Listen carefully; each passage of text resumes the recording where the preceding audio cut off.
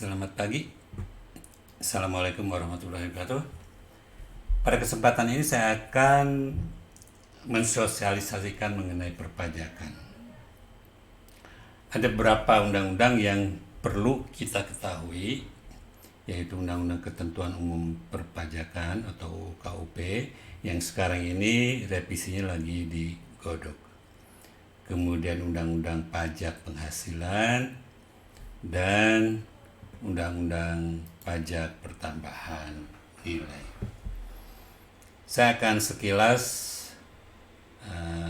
mengungkap masing-masing undang-undang tersebut, hal-hal penting saja yang perlu kita ketahui, yang nanti detailnya akan saya coba bahas dalam kesempatan waktu yang berikutnya. Untuk yang sekarang saya akan mengupas mengenai Undang-Undang Ketentuan Umum Perpajakan. Baik. Nah, istilah pajak. Kita lihat dulu mengenai istilah pajak. Apa sih pajak itu?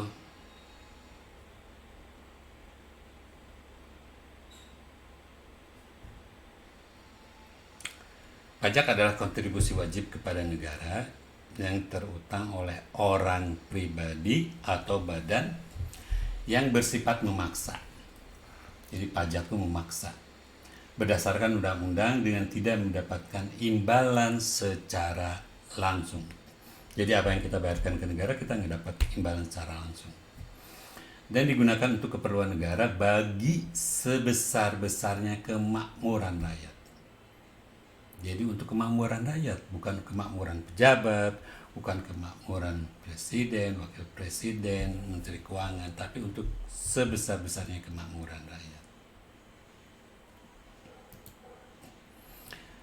Ketentuan umum dan tata cara perpajakan itu undang-undangnya dimulai dari Undang-Undang Nomor 6 Tahun 1983, tanggal 31 Desember 1983, di mana berlaku mulai 1 Januari 1984. Undang-Undang Nomor 9 kemudian direvisi dengan Undang Nomor 9 Tahun 1994, tanggal 9 November 1994, berlaku 1 Januari 1995.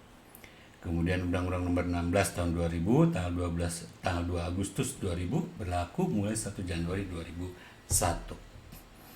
Dan terakhir Undang-Undang Nomor 28 Tahun 2007, tanggal 17 Juli 2007, berlaku mulai 1 Januari 2008. Istilah perpajakan yang ada dalam Ketentuan Umum Perpajakan adalah 1. WP, wajib pajak. Kemudian PKP, pengusaha kena pajak. NPWP, nomor pokok wajib pajak. SPT, surat pemberitahuan. SSP, surat setoran pajak. STP, surat tagihan pajak. Dan SKP, surat ketetapan pajak. Dalam Ketentuan Umum Perpajakan, wajib pajak dibagi menjadi wajib pajak orang pribadi, wajib pajak badan, ya, di mana mereka itu adalah pembayar pajak, pemotong pajak, dan pemungut pajak yang mempunyai hak dan kewajiban perpajakan sesuai dengan ketentuan peraturan perundang-undangan perpajakan.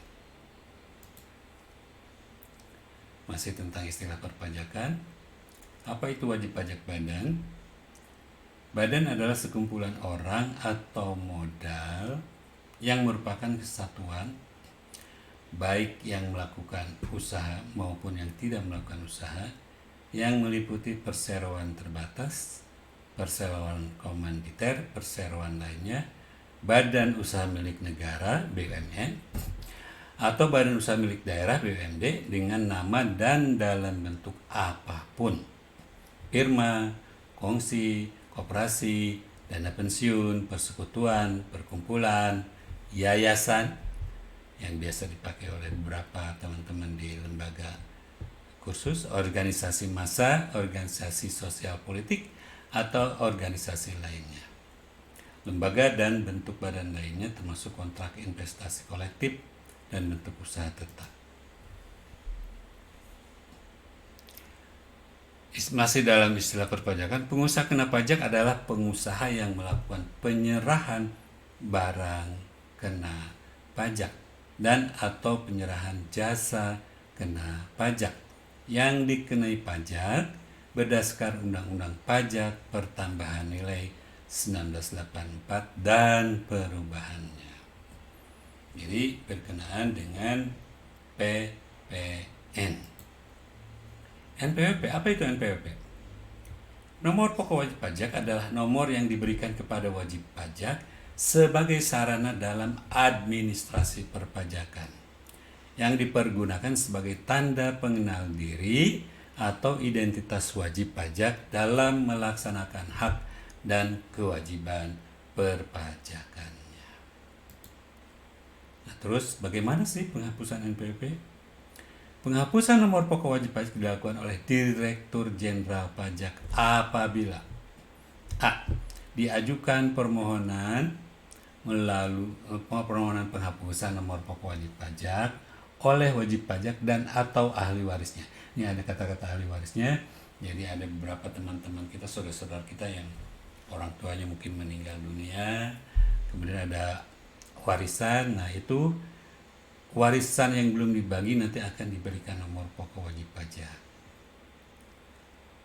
Apabila wajib pajak sudah tidak memenuhi persyaratan subjektif dan atau objektif sesuai dengan ketentuan peraturan perundang-undangan perpajakan. B. Wajib pajak badan dilikuidasi. Nah, wajib pajak badan kalau dilikuidasi maka nanti NPWP-nya bisa dihapuskan. Penghentian atau penggabungan usaha. Wajib pajak bentuk usaha tetap BUT menghentikan kegiatan usahanya di Indonesia atau dianggap perlu oleh Direktur Jenderal Pajak untuk menghapuskan nomor pokok wajib pajak dari wajib pajak yang sudah tidak memenuhi persyaratan subjektif dan atau objektif sesuai dengan ketentuan perundang-undangan perpajakan. Berikutnya, tadi ada istilah SPT, surat pemberitahuan. Nah, SPT itu ada dua, yaitu SPT massa dan SPT tahunan. Kemudian batas waktu penyampaian surat pemberitahuan adalah A.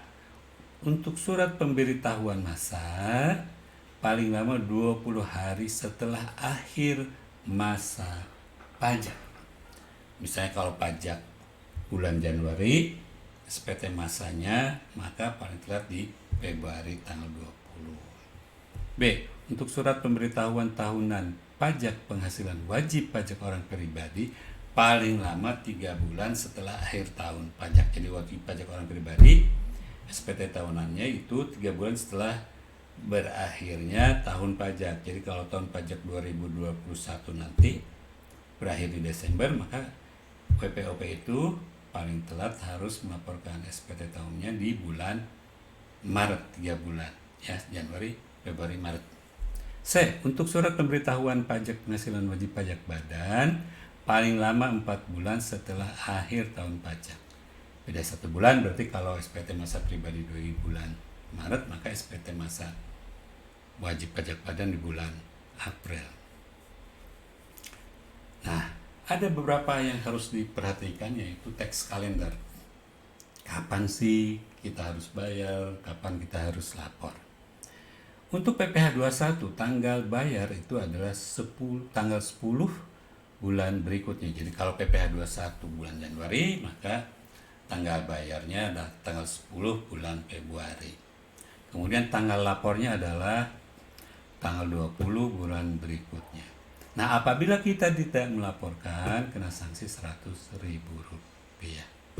PPh pasal 25, cicilan atas SPT tahunan badan, yaitu tanggal bayar di tanggal 10 bulan berikutnya, tanggal lapor di tanggal 20 bulan berikutnya, dengan sanksi sama Rp100.000.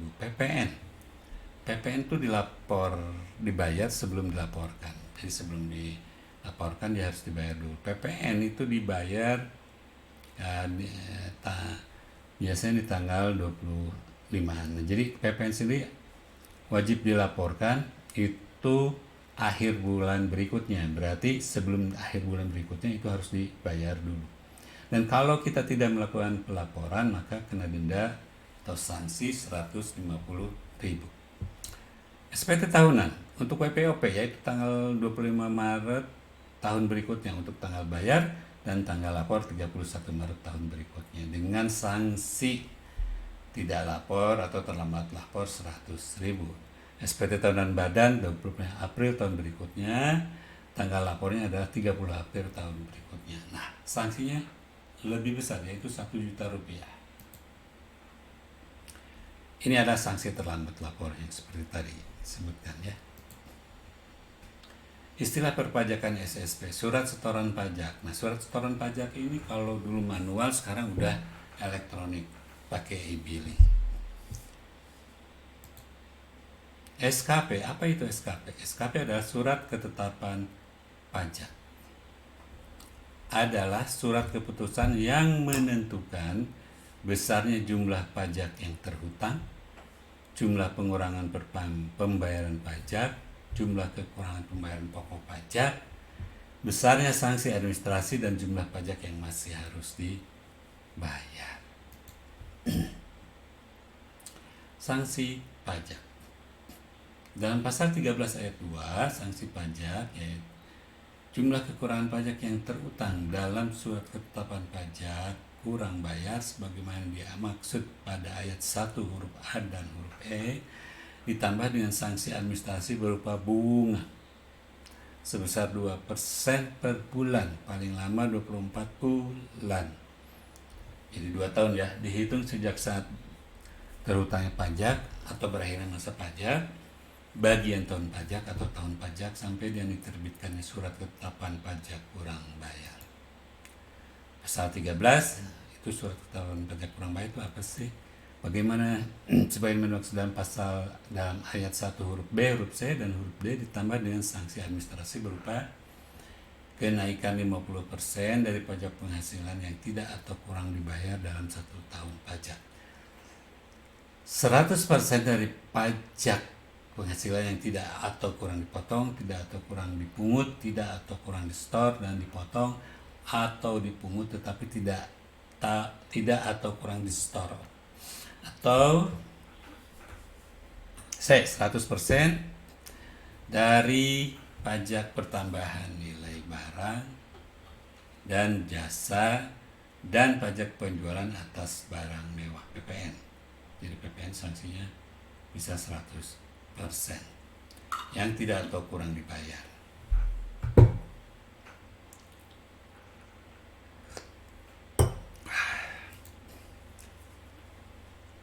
Hak keberatan. Jadi kita kalau misalnya keberatan atas suatu keputusan pajak di KUP pasal 25 diatur bahwa wajib pajak dapat mengajukan keberatan hanya kepada Direktur Jenderal Pajak atas suatu surat ketetapan pajak kurang bayar, surat ketetapan pajak kurang bayar tambahan, surat ketetapan pajak nihil, surat ketetapan pajak lebih bayar atau pemotongan atau pemungutan pajak oleh pihak ketiga berdasarkan ketentuan peraturan undang-undang perpajakan. Kapan sih keberatan bisa kita ajukan? Jadi keberatan itu harus diajukan dalam jangka waktu 3 bulan, maksimal 3 bulan. Jadi kalau lewat 3 bulan kita tidak bisa melakukan hak keberatan lagi. Sejak tanggal dikirim surat ketetapan pajak atau sejak tanggal pemotongan atau pemungutan pajak sebagaimana dimaksud pada ayat 1. Kecuali apabila wajib pajak dapat menunjukkan bahwa jangka waktu tersebut tidak dapat dipenuhi karena keadaan di luar kekuasaannya. Nah, Undang-Undang KUP itu juga mensyaratkan adanya kewajiban pembukuan. Jadi Bapak Ibu sekalian yang memiliki perusahaan atau usaha, jangan lupa melakukan pembukuan. Makanya ilmu akuntansi itu penting. Bagaimana sih melakukan pembukuan pencatatan? Wajib pajak orang pribadi yang melakukan kegiatan usaha atau pekerjaan bebas dan wajib pajak badan di Indonesia wajib menyelenggarakan pembukuan. Dan sebentar lagi ada undang-undang tentang laporan keuangan. Itu akan lebih tegas lagi kewajibannya, terus sanksinya seperti apa kalau sampai manajemen suatu perusahaan tidak membuat laporan keuangan atau pembukuan yang dihasilkan dari pembukuan. Laporan keuangan itu output akhir seperti saya pernah uraikan di video akuntansi. Ada siklus akuntansi dari bukti transaksi, jurnal, posting buku besar, baru neraca laba rugi. Wajib pajak yang dikecualikan, ada wajib pajak yang dikecualikan dari kewajiban pembukuan. Minum dulu. Sebagaimana dimaksud pada ayat 1, tetapi wajib melakukan pencatatan. Bedanya pembukuan dan pencatatan, kalau pembukuan betul-betul ada ledgernya. Pencatatan hanya sekedar mencatat kas masuk, kas keluar. Tetapi yang boleh melakukan pemilihan pencatatan adalah wajib pajak orang pribadi. Jadi kalau Bapak Ibu melakukan usaha dengan membentuk badan usaha, apakah itu CP, PT, atau firma, maka wajib pembukuan. Nah, sedangkan wajib pajak orang pribadi boleh melakukan pencatatan. Tetapi saran saya sebaiknya lakukanlah pembukuan karena itu jauh lebih rapi, lebih bisa dipertanggungjawabkan, dan di situ juga kita bisa lebih menerapkan tax planning, perencanaan perpajakannya. Karena ada beberapa pos atau ketentuan di mana bagi komersial itu biaya, bagi fiskal itu tidak biaya. Baik, saya tegaskan, jadi wajib pajak orang pribadi yang melakukan kegiatan usaha atau pekerjaan bebas yang sesuai dengan ketentuan peraturan perundang-undangan perpajakan diperbolehkan menghitung penghasilan neto dengan menggunakan norma perhitungan penghasilan neto. Dan wajib pajak orang pribadi yang tidak melakukan kegiatan usaha atau pekerjaan bebas. Saya kira itu mengenai KUP. Terima kasih. Semoga bermanfaat. Jadi inti dari KUP itu adalah tax calendar bagi kita semua bisa diperhatikan, karena ketika kita melewati batas tax calendar itu ada sanksinya.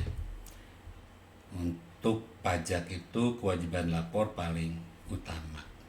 Bahwa nanti ada pajak kurang bayar atau tidak tergantung besaran objek pajak yang kita miliki. Kalau ternyata objek pajak yang kita miliki masih di bawah penghasilan tidak kena pajak, maka tidak ada kewajiban pajak yang harus kita bayarkan. Tetapi kewajiban pelaporan tetap harus dijalankan. Terima kasih. Semoga bermanfaat. Jangan lupa subscribe, bunyikan loncengnya, like and share. Wassalamualaikum warahmatullahi wabarakatuh.